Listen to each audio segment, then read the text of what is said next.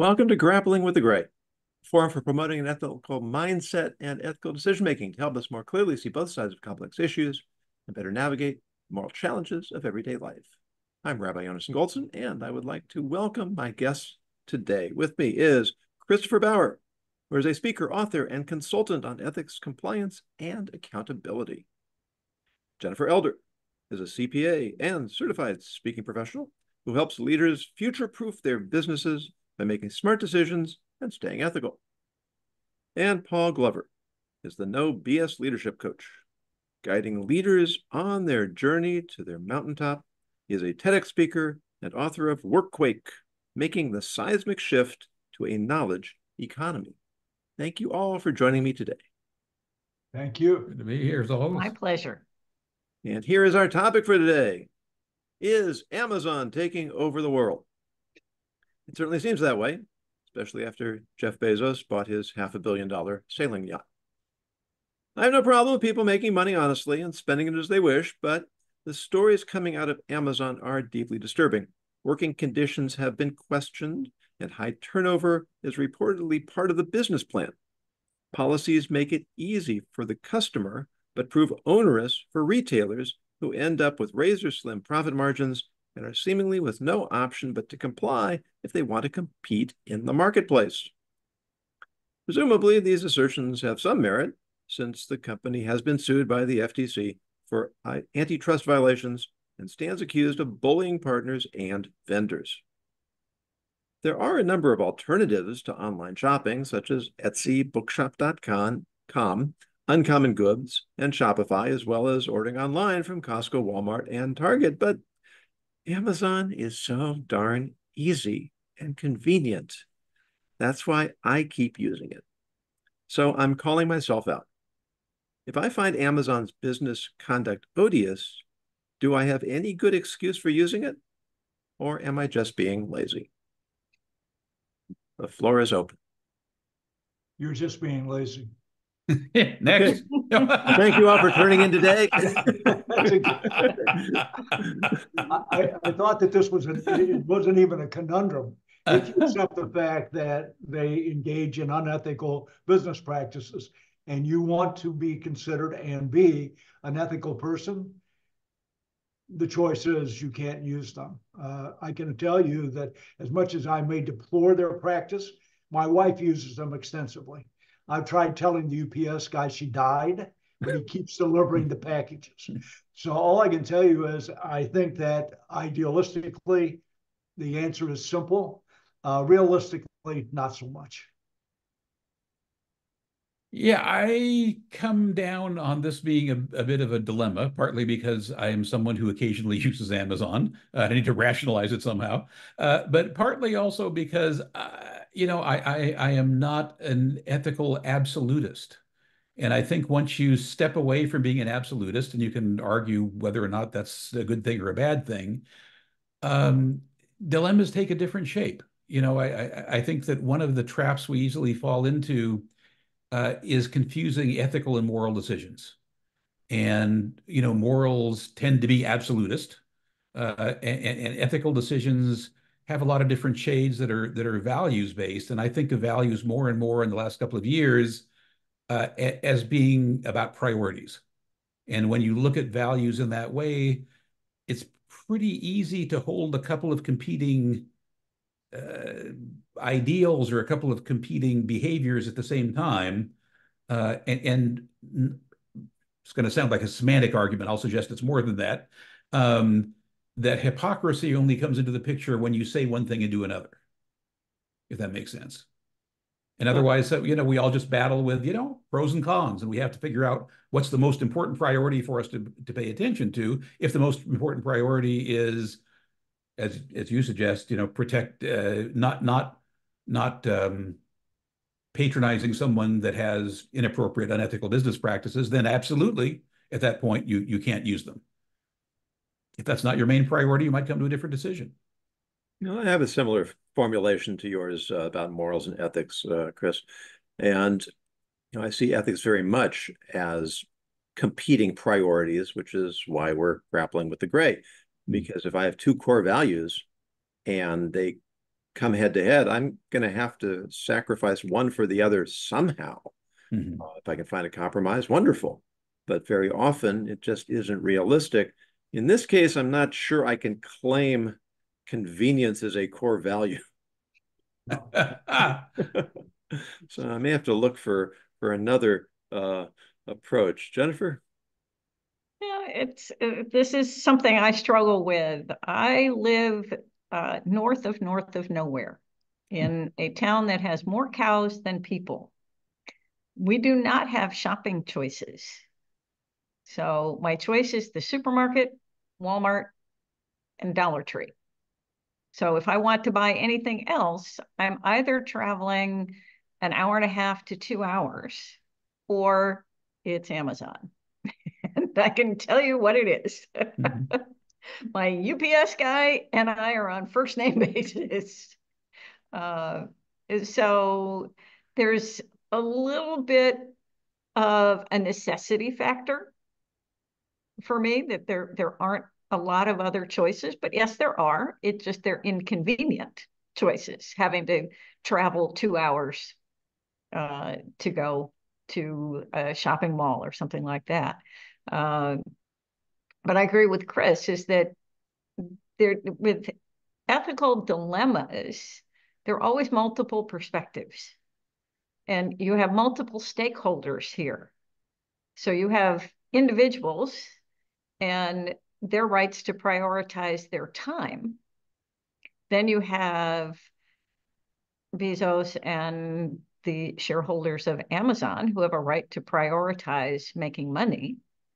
And then there are the employees, who have a right to fair working conditions. And at what point in time do you say one is more important than another? And to some degree, yes, we can get into semantics and say the charges against Amazon have been alleged, but have they been proven yet? And I don't have an answer to that. And I'm not saying, please, I hope nobody takes me wrong, I'm not saying that just because they're alleged, it's okay. No, it's not. But I guess I would argue that those charges have been found to be legitimate, especially those that go to the workforce. Because the unfair labor charges that have been filed against Amazon have been found to be true. The company has been forced to change some of their practices. For instance, when it comes to union organizing, Amazon is one of the worst in opposition to union organizing, in violation of the law. And that's why I guess, and by the way, we're not going to, my wife and I are not going to stop using Amazon, so I'm hypocritical. But I also think that we're talking about, well, but it's a discussion. If we're talking about unethical practices, I don't think convenience has a place in that conversation as a legitimate rationale, because I think that it makes us, first, continuing to buy from Amazon. The thing that bothers me is it makes me complicit. I actually become a part of their unethical practices when I continue to buy from them, which allows them to continue the unethical practices.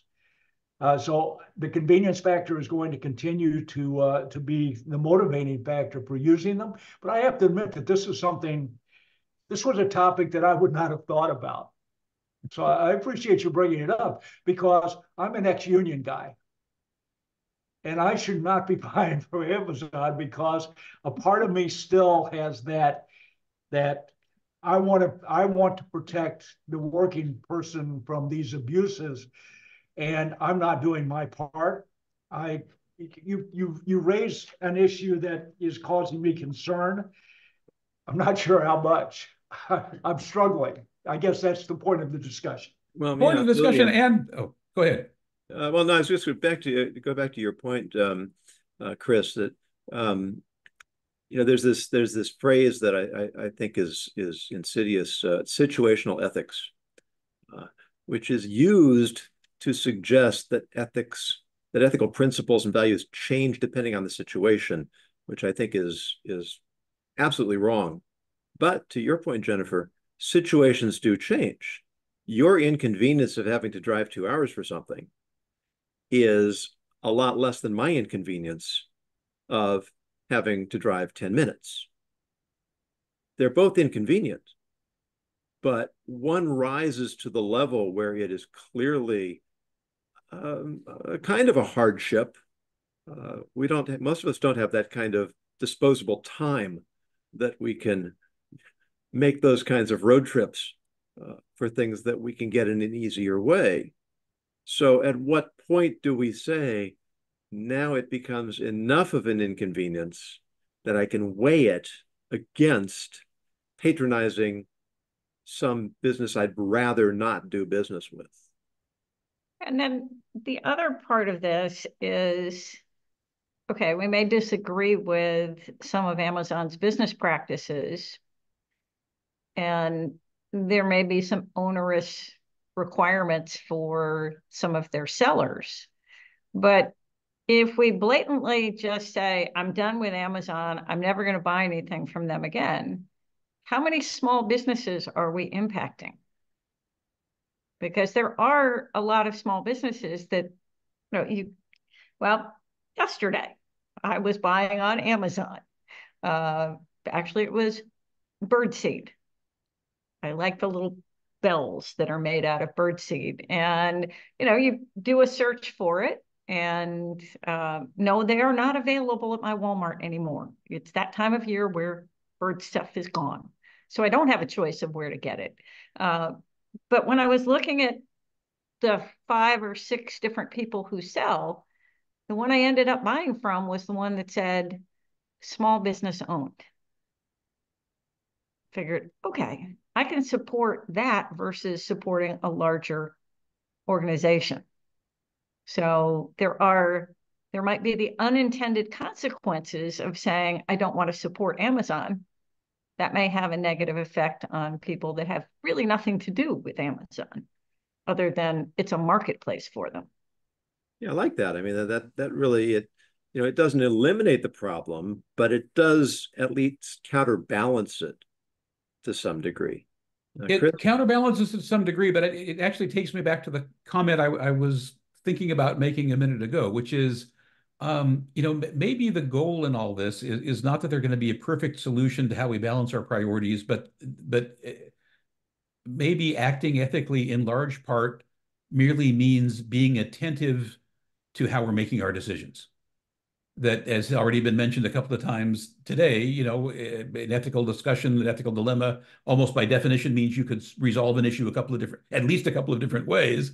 And maybe outside of moral decisions, what we owe ourselves in the world is not to decide in one particular way, but we owe the world to have as objective a conversation in our heads and with others as we can about what are our priorities and how are we making the decisions that we make and what might be the impact of our behavior, and to what extent can we behave in ways that will minimize the negative impact and increase the positive impact. I think that's a really key point, and I mean, it's why we do this program, because just having conversations, whether with others, ideally with others, but even in our own heads, about how we're going to make our decisions, that reminds us to keep our moral compass as well calibrated as we can.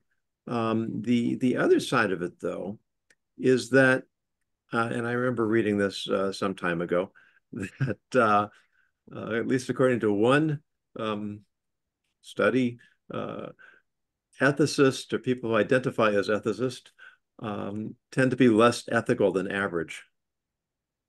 And for exactly that reason, that once they're very good at justification. Exactly. Yeah. And so they know how to do the argument in your head, so it ends up in their favor. And then, of course, you rationalize your way to the predetermined outcome. I think that's, the challenge with any ethical dilemma. You can talk about there are hard decisions, but it goes into an ethical dilemma, at least in my mindset, is when no matter what you do, someone will be harmed. There are tough decisions. Do I buy a house? Do I go to school? Should I get divorced? Not necessarily ethical in and of themselves. Yes, there are ethical elements to them, but when no matter what you do, whatever your choice is, somebody will be harmed. And how do we balance and decide whose harm is more important than somebody else's? And we tend, as human beings, to focus on our personal pain first. So that convenience factor may not be the biggest pain, but it's important to the person versus someone at a warehouse somewhere that I don't know is working in untenable conditions. That you almost can put a wall there and say, yes, it's awful, but I don't know them personally. And yet the inconvenience of me having to drive 2 hours one way is personal pain. So it may jump up in the priority in the decision making, but when you stand back and you think about it from an intellectual perspective, you say, on what planet should my inconvenience of 2 hours of driving outweigh a human being who's not allowed to take a bathroom break or is working in conditions where it is 99 degrees? Yeah, and that's why we have to try to step out of ourselves. Because if I'm making the decision whether you should inconvenience yourself against the unknown employee, well, I'm going to approach that much differently than if it's whether I should inconvenience myself. Mm-hmm. That's the challenge.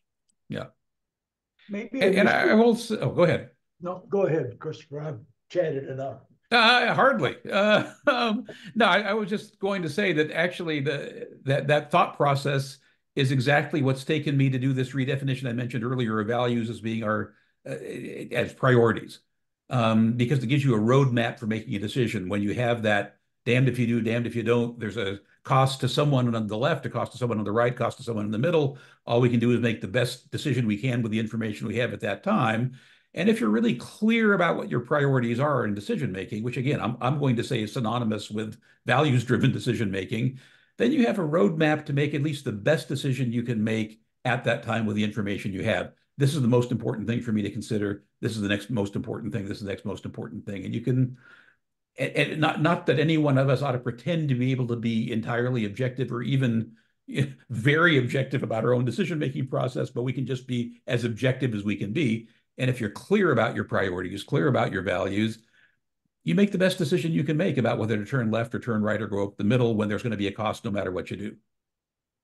Easier said than done, but at the same time, easier than being stuck in the middle, muddling through and not really having a roadmap for making a decision that's consonant with who you say you are. Well, and also recognizing that no decision is also a decision. We can't just abdicate.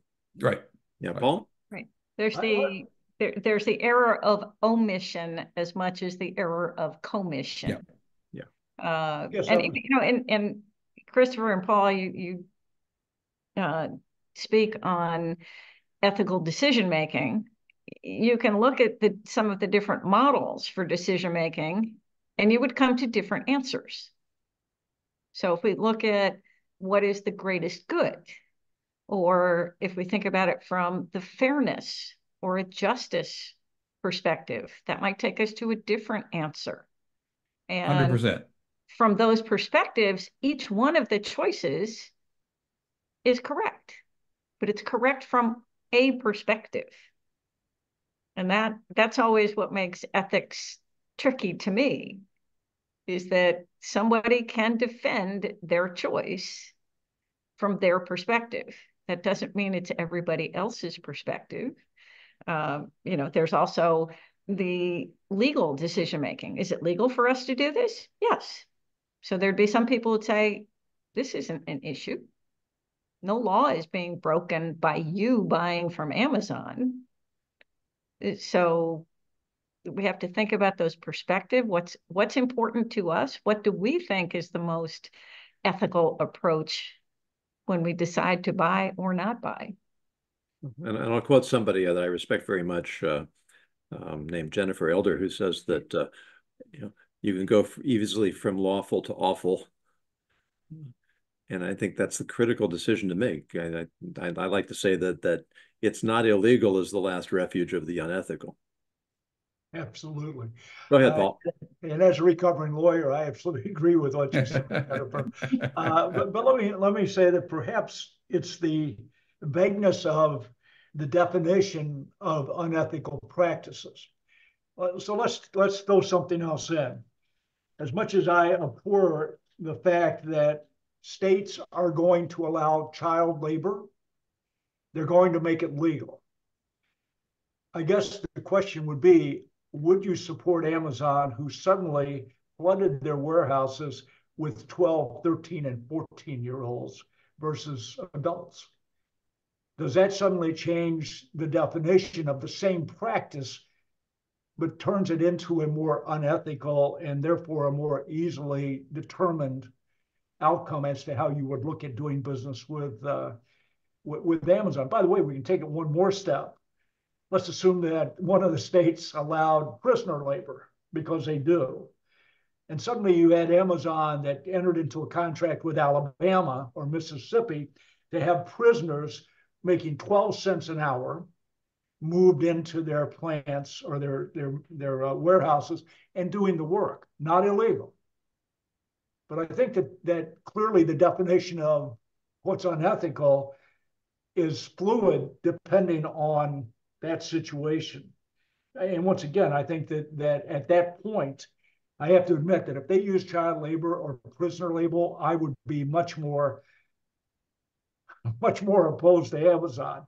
I can handle non-union to a certain degree, but when we take another step, that even though and the definition of legality, I like what you said, Jonas. It goes from ethical to awful, not illegal, but awful.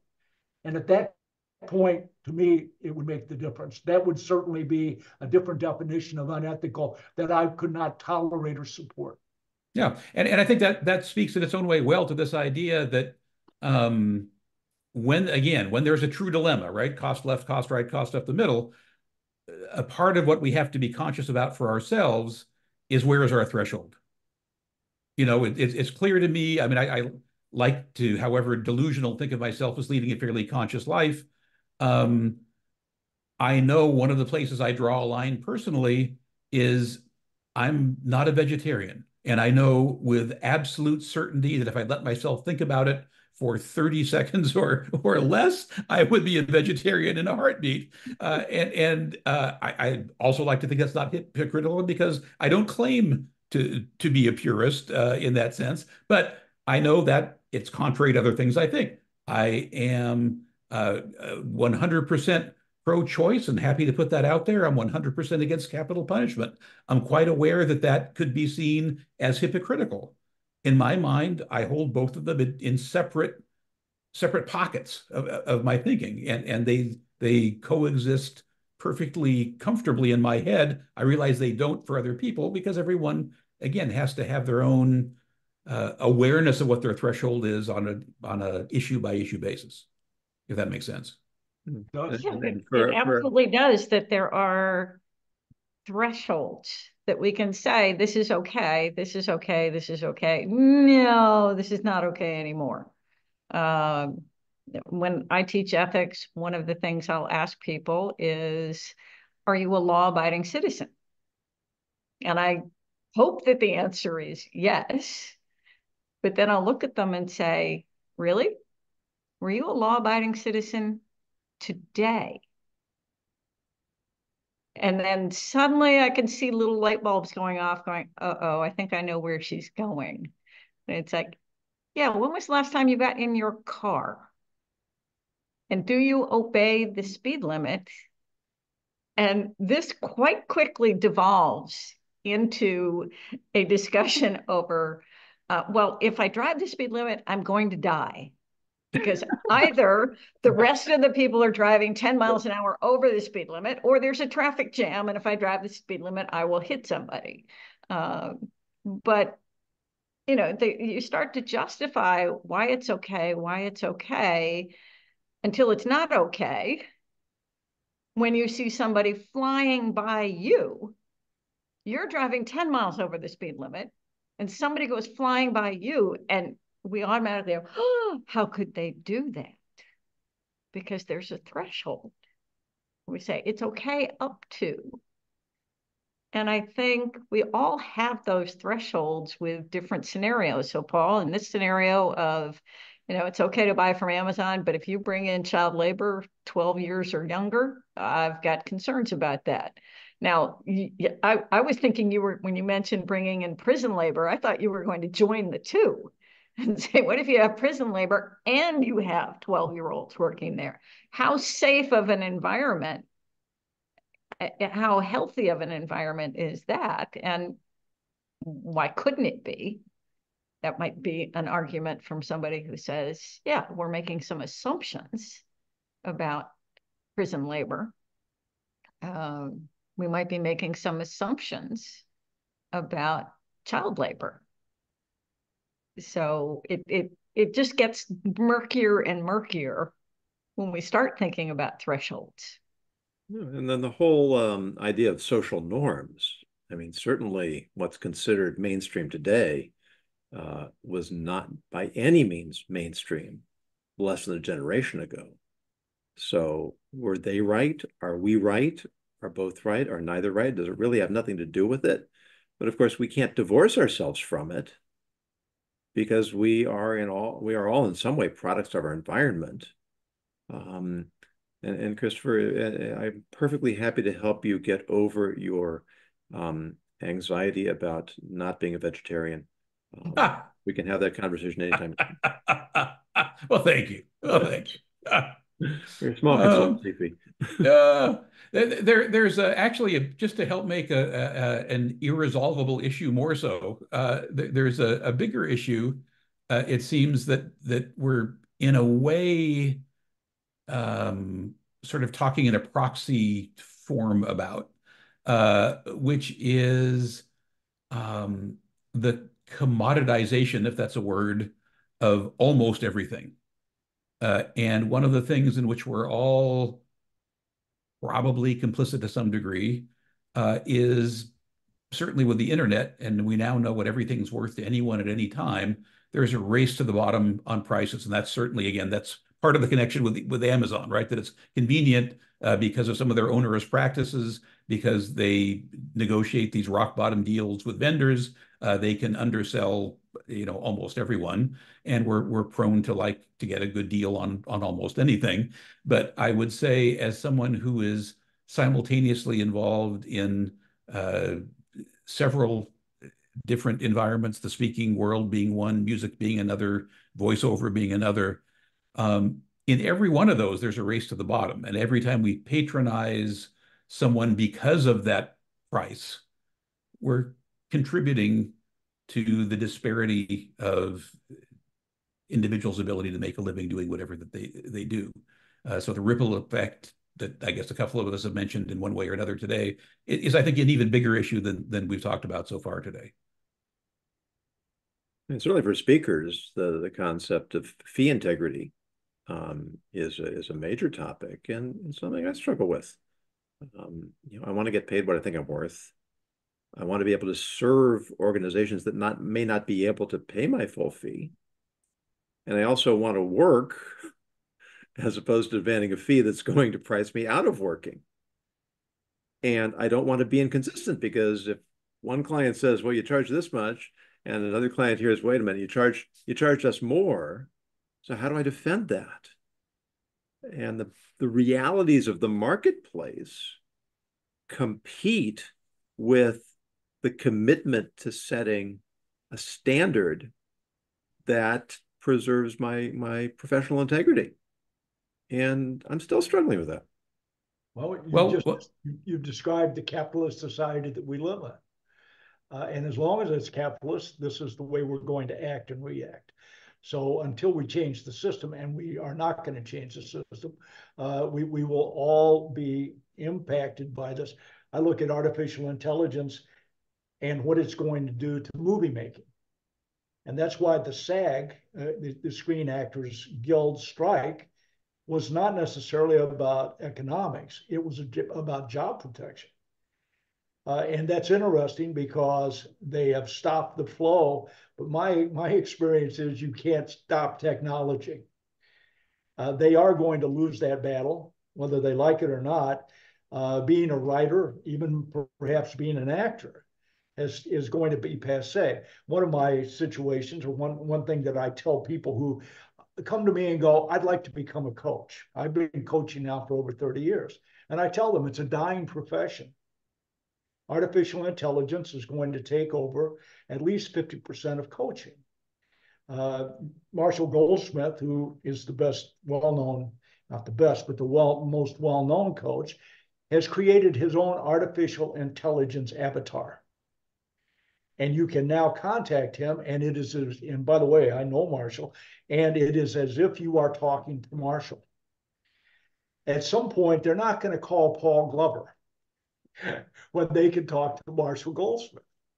It's just a matter of time. So coaching is one of those things that will exist, but it will not exist to the extent that it does now. The question's going to be, what are we going to do with all these people? Let's skip the coaches for a moment, but the SAG writers, are they entitled to protect themselves from this erosion of their ability to earn a living? This isn't even convenience, it's just technology. Well, and exactly the same conversation in the world of music. Yeah, yes. And in the world of accounting. Of everything. I mean, it reminds me of Uber. You know, you had especially in New York, that what the cabbies had to go through, the incredible investment of time and money. Absolutely. To be allowed to drive a cab, and then all of a sudden, anybody Uber who and Lyft. Mm-hmm. Anybody but then we can go down the path of, should we be defending business and defending jobs when the world has changed? You know, Einstein says insanity is doing the same thing the same way and expecting different results. My definition of insanity is doing the same things the same way in a different environment and still expecting the same results. It's a good one. It is truly Darwin's adapt or die. Yep. And how do we adapt in a way that we think is ethical? And then we start getting back to ethical decision making. And are we thinking about the greater good? And the greater good for society may be different than the greater good for the current members of SAG. And an individual member of SAG may be thinking about, you know, my world is about to implode.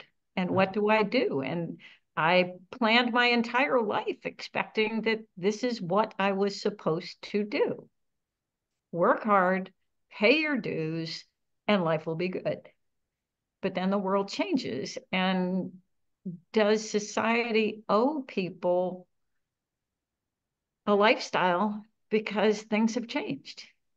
Well, that's a fundamental question. And I would stick out my neck and say this gets back to Paul's comment about the capitalist approach, right?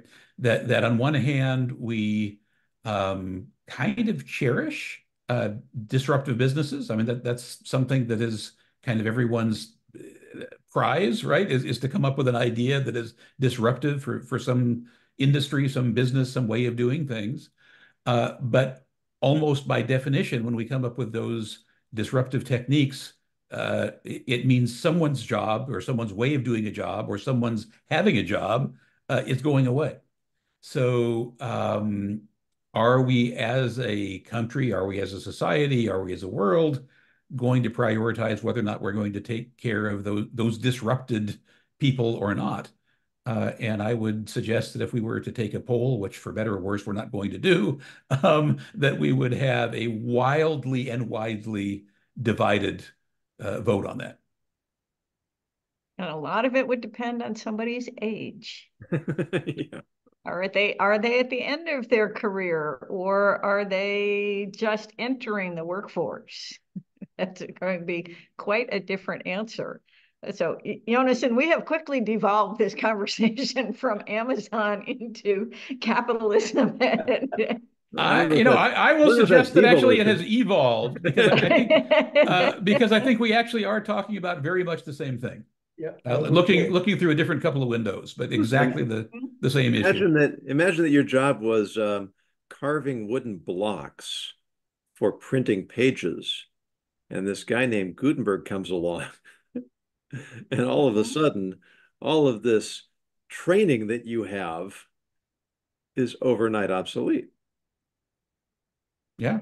Train can engine firemen. Oh, Yeah. Stagecoach drivers. Yeah. Was your company involved in buggy whip making, Yeah. or was your company a speed enhancer? That's a completely different business model that adapts as the world changes. To a degree, but those speed enhancers had a hard time selling their product to the automakers.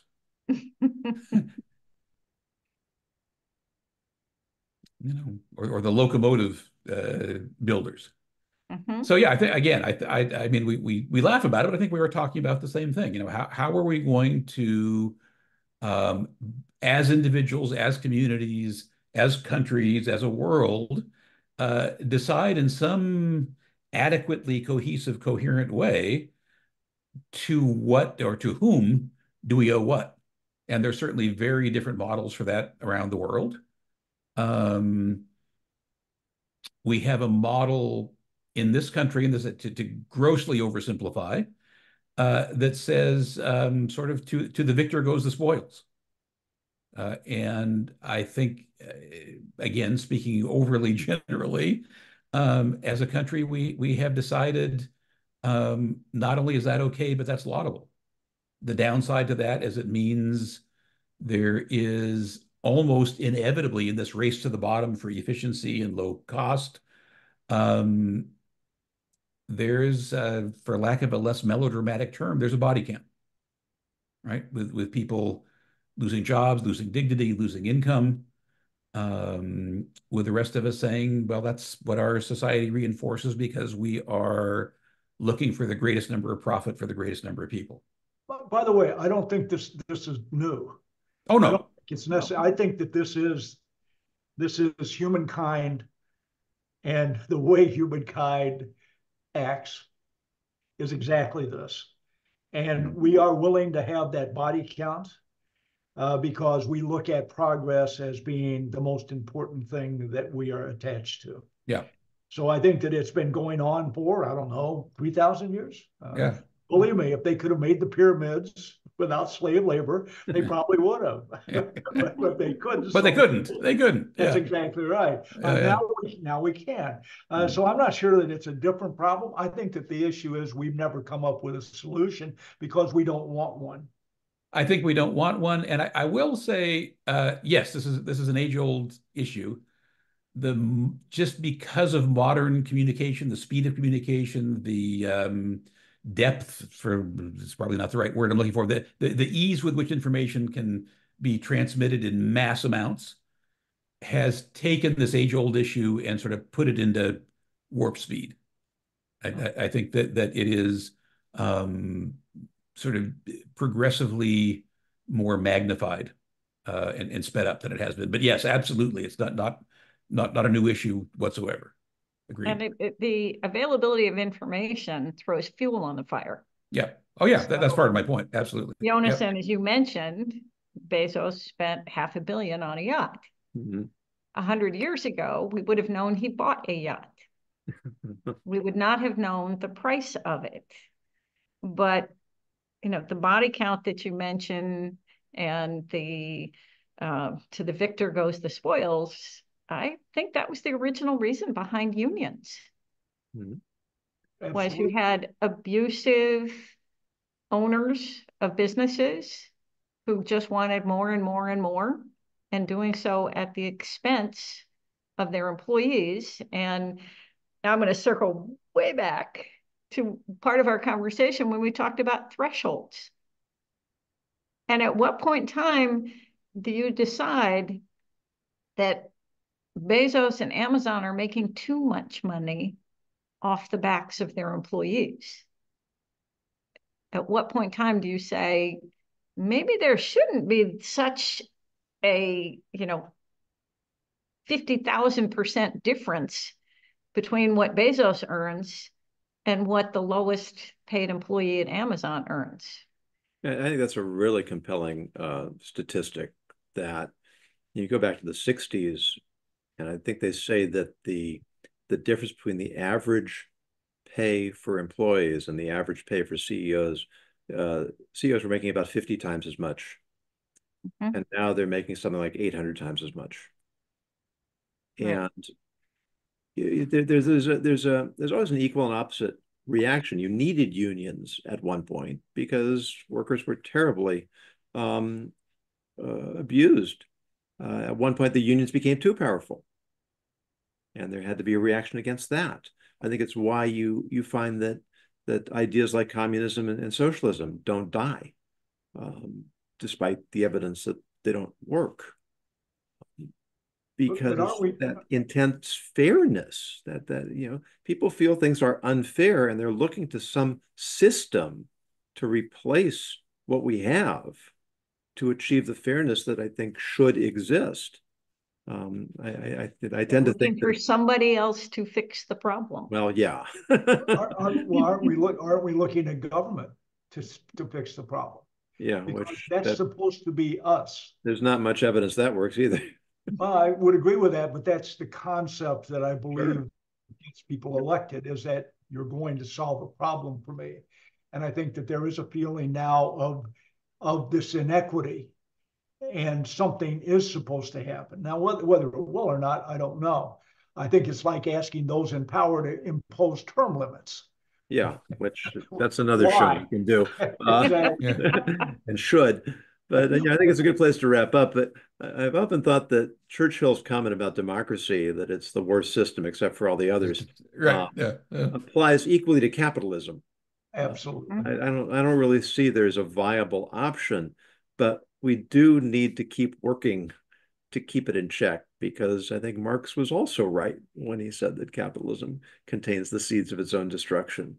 And if it runs rampant, I think this is what we're seeing. You have a system where the rift between the rich and the poor, or even the rich and the middle class, becomes so vast. I can't see how that's a sustainable system. Eventually, it just leads to And too much instability. I'm not even sure it's the money, it's the power. Power. Or D, all of the above. Yeah, it's the Yeah. perception Yeah. of unfairness. It's the idea that we're no longer a meritocracy, because I can do everything right, and if I just don't know the right people, have the right advantages, there's no way I can compete. And And people, that's why grappling with the gray is such an important conversation. It is. It's for us to keep thinking about it and realize that there is no single solution that will fix it all. There's no perfect society anywhere. And it comes back to our own personal decisions and taking responsibility for our choices. And my choice to use Amazon may not be the right one for somebody else. And as long as, from my perspective, as long as I am cognizant of why I'm making this choice, then I'm taking responsibility for what I'm choosing to do, versus somebody else who might just say, well, that's the only way I can buy stuff.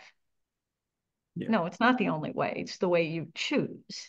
yeah, and I think that's I'm going to give you the last word on that, Jennifer, because thinking through our decisions, being honest with our options, weighing our priorities, um, and dealing with the tension between the individual and the community. Those are the ways we can at least get closer to making better decisions. And by the way, I just received a notification that Amazon delivered a package that my wife ordered an hour ago. And this is the world we live in. So thank you, Christopher Bauer, Jennifer Elder, Paul Glover. Really, really thoughtful and compelling conversation.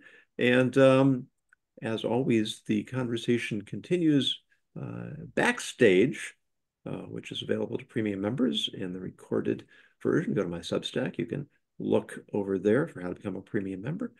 And if you have a topic you would like us to take up on a future episode, please go to my website, ethicsninja.com. Use the contact information. Submit your idea. If it's compelling, we will take it up on a future episode. And until then, as always, we encourage you to continue grappling with the gray.